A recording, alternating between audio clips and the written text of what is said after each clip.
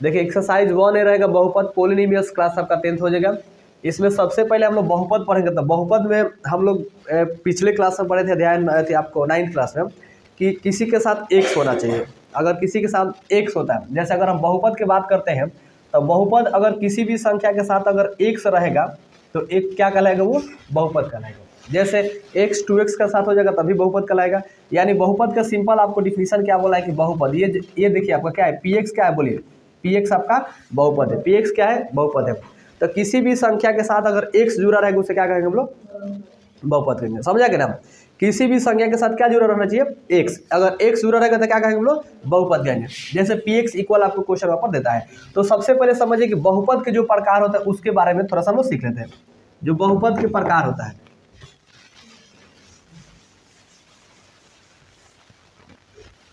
बहुपद के प्रकार देखते हैं हम। बहुपद के प्रकार बेसिक है, ये अगर समझ में आ जाएगा तो समझिए कि सारे चैप्टर बना लेंगे, ये आपको समझना पड़ेगा। बहुपद के प्रकार में 1 नंबर, बहुपद के प्रकार अगर हम देखते हैं तो नंबर 1 देखते हैं। 1 में आता है कि रैखिक बहुपद। कौन सा बहुपद होता है, रैखिक बहुपद। 1 नंबर में क्या हो जाएगा, रैखिक। वैसा बहुपद जिसका अगर घात रहे कितना, 1, वैसा बहुपद, यानी आप सिंपल सा डिफिनेशन लिखेगा, वैसा बहुपद जिसका घात कितना हो, जिसके घात कितना होना चाहिए, 1 होना चाहिए। पावर, घात का मतलब क्या होता है, पावर। कितना होना चाहिए, 1 होगा। अगर 1 होगा तो उसे हम क्या बोलेंगे, रैखिक बहुपद बोलेंगे। इसका अगर सूत्र बात करते हैं तो x plus b, x plus क्या होता है, b। एग्जाम्पल के तौर पर अगर हम बात करते हैं x प्लस बी, हम लिख सकते हैं इसको 2x प्लस 1, ऐसे लिख सकते हैं 2x प्लस 1। ये क्या हो जाएगा आपका रैखिक बहुपद। ये सूत्र हो गया x plus b i 2x plus 1। अच्छा, x के पावर बोले कि जिसके साथ x रहेगा वो बहुपद कहलाएगा, x रहेगा उसका क्या कहलाएगा, बहुपद। अच्छा, x के बोलिए कि पावर कितना है, 1 है। पावर यानी घात 1 है ना, तो इसे कौन सा बहुपद कहेंगे, रैखिक। इसको 3x प्लस 1 को बोलिए कौन सा बहुपद कहेंगे, रैखिक। 4x प्लस 5 को बोलिए कौन सा बहुपद कहेंगे, रैखिक। आगे समझना, तो जिसका घात 1 होता है यानी पावर 1 होता है उसे क्या कहेंगे हम लोग, यानी जिस बहुपद, वैसा बहुपद जिसके घात कितना होना चाहिए, 1 होना चाहिए। अब 2 नंबर की बात करते हैं, कौन सा बहुपद, द्विघात बहुपद, द्विघात बहुपद। अब देखिए, वैसा बहुपद जिसका घात क्या होना चाहिए, 2, वैसा बहुपद जिसके घात, जिसके घात कितना होना चाहिए, 2 होना चाहिए। अगर 2 है यानी पावर क्या होना चाहिए, पावर, यानी घात, पावर कहीं द्विघात होता है, पावर कितना होना चाहिए, 2। इसका सूत्र देखते हैं, एग्जाम्पल के तौर पर भी देख लीजिए, सूत्र भी देख लीजिए।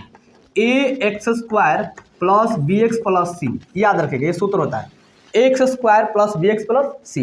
एग्जाम्पल के तौर पर हमने यहाँ पर ये सूत्र हो गया, हमने एक एग्जाम्पल यहाँ पर लेते हैं, जैसे 4x² प्लस 3x प्लस 1। अच्छा बताइए कि इसमें घात कितना है, 2। ये वाला क्या है, पावर है ना, तो घात है, यानी इसका घात कितना है, 2 है। तो जिस बहुपद की घात 2 होगा उसे कौन सा बहुपद कहेंगे, द्विघात बहुपद कहेंगे। यहाँ पर लिखते हैं 3x² माइनस 5x प्लस 2, अगर यहाँ पर लिखते हैं। अच्छा बताइए इसका घात कितना है, 2 है ना, तो कौन सा बहुपद हो जाएगा, द्विघात। यानी ये बहुपद द्विघात हो गया और ये भी बहुपद क्या हो गया आपका, द्विघात। इसका सूत्र आपको याद करना पड़ेगा, x² प्लस bx प्लस सी, याद रहेगा ना, x² प्लस bx प्लस सी।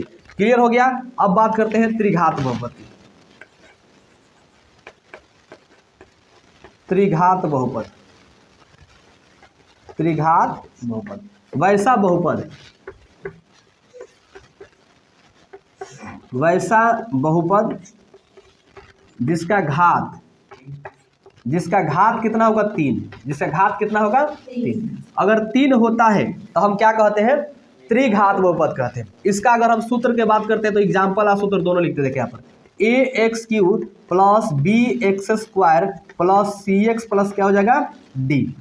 इसका सूत्र याद रखिए, ax³ plus bx² plus cx plus क्या हो जाएगा, d। एक एग्जाम्पल हम यहाँ पर लेते हैं। अब देखिए यहाँ पर हमने यहाँ पर लिखे 3x³ plus 4x² minus 5x plus क्या 2, हमने यहाँ पर डाले। अच्छा बताइए इसका घात कितना है, घात इसमें 2 भी है 3 भी है, सबसे बड़ी वाली घात कितना है 3 है, यानी ये कौन सा बहुपद हो जाएगा त्रिघात बहुपद। अरे समझना यहाँ पर एक और लिखते हैं 5x³ माइनस 4x² अब प्लस 4x प्लस 2 चाहे माइनस कुछ भी यहाँ पर लिखते हैं। अब बोलिए सर ये क्या हो जाएगा बहुपद, ये बहुपद कौन सा हो जाएगा त्रिघात, जिसका घात कितना हो 3 पावर 3 होगा उसे क्या कहेंगे त्रिघात। क्लियर हो रहा है ना आपको।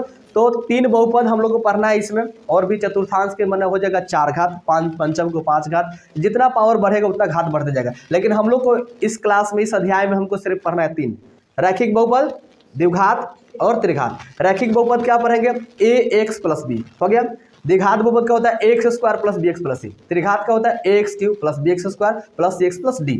यहाँ पर हमने लिखे हैं। रैखिक आप लोग को याद करना है ax प्लस b याद रहेगा, द्विघात का याद करना है x² plus bx plus c याद रहेगा, त्रिघात का सूत्र हम पूछेंगे x³ plus bx² plus cx plus d याद रहेगा। इतना यहाँ तक अगर याद कर लेते हैं तो समझिए बहुपद बहुत इजी में हम लोग बना सकते हैं। ये तो आपको याद करना पड़ेगा, और इसको क्या करना है रटना नहीं है, आप समझिए रैखिक में 1 होता है घात, द्विघात में 2 होता है, त्रिघात में 3 होता है। इतना याद रहेगा ना आप लोग को, तो क्लियर हो गया। ये हमने बहुपद लगभग ये सीख लिए कि रैखिक किसे कहते हैं, द्विघात किसे कहते हैं, त्रिघात किसे कहते हैं। लिखना है किसी को, अब तो ऐसे भी लिख सकते हैं वैसा बहुपद जिसका घात 3 हो त्रिघात होता है, वैसा बहुपद जिसके घात 2 हो द्विघात होते हैं, वैसा बहुपद जिसके घात 1 हो क्या बोलते हैं उसको रैखिक बहुपद। छपना तो 26 सकते जल्दी फास्ट में। देखिए अगर ये आपको फार्मूला याद है तो समझिए कि पूरा बहुपद बना लीजिएगा। अगर ये आपको मेथड आपको याद करना है, यानी हम कार्यकारी नियम सीख रहे हैं, वर्किंग आपका रूल सीख रहे हैं, कार्यकारी नियम सीख रहे हैं हम लोग कैसे काम करेंगे। देखिए यहाँ पर नंबर 1 आप ध्यान दीजिएगा, रैखिक बहुपद का सामान्य रूप क्या होता है। रैखिक बहुपद का सामान्य रूप क्या होता है ax प्लस b है, जहाँ a इक्वल क्या होगा 0। अगर हम बात करते हैं कि रैखिक बहुपद का सामान्य रूप क्या होगा तो क्या हो जाएगा आपका ax प्लस क्या हो जाएगा b।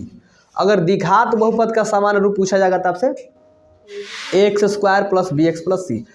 इसी तरीका से अगर मान लीजिए आपसे त्रिघात का पूछा जाए, जैसे ये आपका रैखिक बहुपद का 1 नंबर सामान्य रूप क्या होता है ax प्लस क्या होता है b, a equal note 0, a के बराबर 0 नहीं होगा, a के बराबर कभी 0 नहीं होगा, इसको याद रखेगा। आपको द्विघात में पूछा गया है तो द्विघात में क्या होगा ax² प्लस bx प्लस क्या हो जाएगा c, ठीक है, a इक्वल नोट 0 ये भी रहेगा। अगर हम त्रिघात के सामान्य रूप से आपसे पूछ देते क्या बताइएगा ax³ प्लस bx² और प्लस cx प्लस क्या हो जाएगा d। आगे समझना, तो सामान्य रूप आप समझ में आ गया कि रैखिक का पूछे, द्विघात का पूछे या त्रिघात का पूछे, सामान्य रूप ax प्लस b किसका होता है रैखिक का सामान्य रूप। आगे समझ में, द्विघात का क्या होता है ax² plus bx plus c, और त्रिघात का क्या होता है ax³ plus bx² plus cx plus d। ये इसको फार्मूला है, आप इस सूत्र को याद कर लीजिए, याद हो जाएगा ना आपसे। देखिए इसके बाद यहाँ पर ध्यान दीजिए, किसी बहुपद px का शून्यक x बराबर a होगा तो यदि pa बराबर होना चाहिए तो क्या होगा 0। यदि किसी बहुपद का px अगर शून्यक x बराबर a है, x बराबर a होगा, यदि pa बराबर 0 हो तो मान लीजिए किसी बहुपद का अगर x बराबर a है तो pa उसका क्या होगा x का मान a ही होगा। अगर शून्यक अगर मान लीजिए x बराबर a होगा, अगर 1 है तो यदि pa बराबर 0, यानी जितना हम क्वेश्चन लिखते हैं px का मान सबके बराबर 0 लिखते हैं, ठीक है। इसको याद रखेगा, किसी बहुपद के शून्यक px का जो शून्यक होता है वो x बराबर a होगा तो pa बराबर भी 0। अब देखिए उसमें रैखिक बहुपद, रैखिक बहुपद का केवल एक शून्यक होता है। रैखिक बहुपद का शून्यक कितना होगा, देख पता है कि पावर 1 होता है और इसका रैखिक x प्लस था, उसका शून्यक 1 होगा। द्विघात का त्रिघात का जैसे जैसे पावर बढ़ेगा वैसे शून्यक उसका निकलेगा। अब देखिए 5 यहाँ पर, यदि अल्फा बीटा द्विघात बहुपद ax² plus bx plus c, अगर आपके पास मान लीजिए कि द्विघात बहुपद में अल्फा है और क्या है बीटा है, तो ax² plus bx plus c ये बहुपद कौन सा हो जाएगा द्विघात। ये कौन सा बहुपद होगा द्विघात। तो शून्यक का योग और शून्य का गुणनफल निकालेंगे, तो शून्यकों का योग होगा मतलब जोड़ होगा, वो आपका हो जाएगा अल्फा प्लस बीटा। क्या हो जाएगा आपका अल्फा प्लस बीटा बराबर हो जाएगा माइनस बी बट्टा ए। क्या हो जाएगा माइनस बी बट्टा ए। याद रखिएगा शून्यकों का योग होता है अल्फा प्लस बीटा बराबर क्या हो जाएगा माइनस बी बट्टा ए। याद रहेगा शून्यकों का योग जब भी पूछे योग आपको तो अल्फा प्लस बीटा बराबर माइनस बी बटा ए, इसको आप किसी भी तरीके से याद रखिएगा। शून्यकों का कितना हो जाएगा अल्फा प्लस बीटा बराबर माइनस बी बटा ए। अगर आपसे पूछा शून्यकों का गुणनफल माने गुना जोड़ नहीं गुना, तो शून्यकों का गुणनफल यानी अल्फा बीटा यानी इंटू में गुना में है ना आपका, तो अल्फा बीटा बराबर क्या हो जाएगा सी बटा ए। इसको आपको याद रखेगा। ये किस में होता है द्विघात बहुपद में, किस में होता है द्विघात बहुपद में। तो शून्यकों का योग समझ में आ गया, अल्फा प्लस बीटा बराबर कितना होता है माइनस बी बटा ए, गुणनफल होता है सी बटा ए। याद रहेगा यहाँ तक। अब बात करते हैं यहाँ पर, यदि अल्फा बीटा गामा, जैसे हमने द्विघात में समझे थे अल्फा बीटा, तो अब ये अल्फा बीटा गामा रहेगा तो त्रिघात में चलेगा। अल्फा बीटा गामा जिसमें रहेगा किसमें चलेगा त्रिघात में। तो अल्फा बीटा गामा अगर त्रिघात बहुपद है, जैसे त्रिघात देख लीजिए यहाँ पर ax³ plus bx² plus cx plus D, त्रिघात बहुपद होता है ना, तो इसका शून्य क्या होगा, इसका शून्यकों का योग होगा ना, इसका भी शून्यकों का योग होगा, शून्यकों का योग होगा। तो देखिए अब हम बता रहे हैं alpha plus beta plus gamma, इसमें द्विघात में अल्फा प्लस बीटा था तो इसमें दो ही शून्यक था, और इसमें अल्फा बीटा गामा तीन को है ना आपका, तो योग होगा तो तीनों जुड़ेगा ना, तो alpha plus beta plus gamma बराबर क्या हो जाएगा माइनस बी बटा ए। वही फार्मूला होगा, सिर्फ हो जाएगा alpha plus beta plus gamma बराबर क्या हो जाएगा माइनस बी बटा ए। याद रहेगा ना माइनस बी बटा ए। अब देखिए गुणनफल भी योग हो गया आपका। अब बात करते हैं, अगर alpha beta plus beta gamma अब प्लस गामा अल्फा, तब क्या हो जाएगा आपका सी बटा ए। अब यहाँ पर ध्यान, शून्य को alpha plus beta plus gamma तो माइनस बी बटा ए। अब फिर अगर योग में अल्फा बीटा दोनों को गुना करके फिर जोड़ेंगे, फिर है दोनों को गुना करके फिर इसको जोड़ेंगे, फिर दोनों गुना, यानी तीनों यहाँ पर जोड़ में है। Alpha beta plus beta gamma plus gamma alpha बराबर क्या होता है सी बटा ए। और अल्फा बीटा गामा यानी गुणनफल, ये क्या है गुणनफल, तो क्या हो जाएगा माइनस डी बटा ए। क्या हो जाएगा माइनस डी बटा ए। तो शून्यकों का योग alpha plus beta plus gamma बराबर माइनस बी बटा ए। फिर यहाँ पर देखिए आपका alpha beta plus beta alpha beta gamma और प्लस गामा क्या हो जाएगा अल्फा। आगे समझ में, alpha beta plus beta gamma और प्लस, अरे समझ ना, तो हो जाएगा alpha beta plus beta gamma plus alpha gamma. याद रहेगा ना आपको।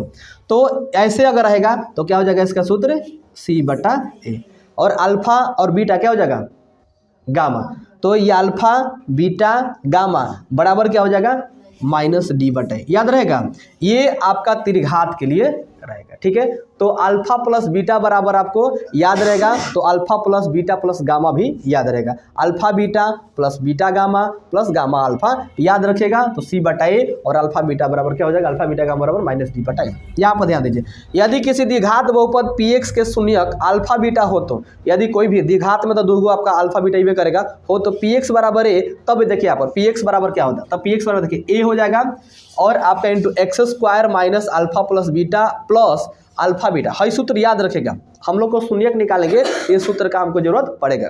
px बराबर क्या हो जाएगा ए x² minus alpha plus beta और प्लस अल्फा बीटा, दोनों को जोड़ देंगे एक बार और दोनों को गुना करेंगे। याद रहेगा। अगर मान लीजिए कि इसी में यहाँ पर देखिए, यानी ए x² शून्यकों का योग, हई शून्यकों का क्या है x² शून्यकों का योग है, आई शून्यकों क्या है गुणनफल। देखिए आप शून्य का गुणनफल लिख देना यहाँ पर हिंदी में भी, ए अचर रहेगा, सब में ए अचर रहता है। अब देखिए त्रिघात में, ये त्रिघात वो px का शून्य का अगर अल्फा बीटा गामा हो तब क्या करेंगे, देखिए यहाँ पर px बराबर ए रहेगा x³ minus alpha plus beta plus gamma x², अब plus alpha beta plus gamma beta gamma plus हो जाएगा अल्फा गामा इंटू एक्स होगा माइनस अल्फा बीटा गामा। याद रहेगा फार्मूला, यानी त्रिघात के लिए आपको फार्मूला याद रखना है, x³ minus alpha plus beta plus gamma x² plus alpha beta plus beta gamma plus gamma alpha. याद रहेगा, फिर into x minus alpha beta gamma, इसमें भी जो आपका ए रहेगा अचर रहेगा। ठीक है, ये फार्मूला आपको याद रखिए, शून्यकों का योग और शून्यकों गुणनफल निकालने में सबसे ईजी रहेगा। याद रहेगा, इसको अच्छी तरह से आप क्या करेंगे याद कर लीजिए, अगर याद हो जाएगा तो हम किसी भी तरीका से बना लेंगे। इसके बाद आपको रिवाइज कर लेना है, जैसे x में x से गुना करते हैं तो बताइए कितना होता है x² होता है, अगर हम x को x से जोड़ देते हैं तो बताइए कितना होगा 2x होगा। ये लगभग हम 9th बहुत पढ़े थे, क्योंकि भाग देने में इसका सबसे ज़्यादा जरूरी है। इसके बाद चैप्टर जो पढ़ेंगे ना उसे भाग देने में सब काम आएगा, इसलिए आप इसको प्रैक्टिस कर लीजिएगा। x में x से गुना करेंगे, x² में x से गुना करेंगे, x के पावर 4 में x से गुना करेंगे, या किसी प्रकार जोड़ेंगे घटाएंगे तो कितना होना चाहिए, सब आप चीज़ें याद रखिएगा। इसके बाद हम लोग चैप्टर पर चलते हैं। आ रहा समझ में ना।